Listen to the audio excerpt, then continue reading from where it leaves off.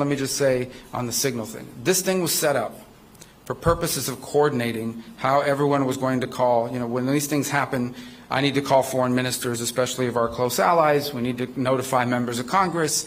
Other members of the team have different people they need to notify as well, and that was the purpose of why it was set up. Obviously, someone made a mistake.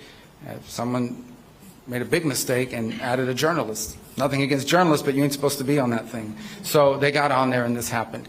I've been, you know, so I can speak to myself or my presence on it. I think my role on it was just speaking for my role. I contributed to it twice. I identified my point of contact, which is my chief of staff, and then later on, I think 3 hours after the White House's official announcements had been made, I congratulated the members of the team. I've been assured by the Pentagon and everyone involved that none of the information that was on there, though not intended to be divulged, obviously that was a mistake and that shouldn't have happened, and the White House is looking at it, but that none of the information on there at any point threaten the operation or the lives of our servicemen. And in fact, it was a very successful operation, and it's an ongoing operation.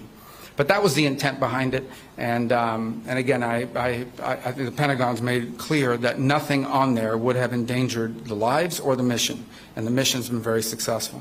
Is it classified, the information? Well, the Pentagon says it was not, and not only did it say it was not, they make very clear that it didn't put in danger anyone's life or the mission. There was no intelligence information. And understand, when this story first broke, they were sort of alluding to whether war maps or there was no war plans on there. This was a sort of description of what we could inform our counterparts around the world when the time came to do so.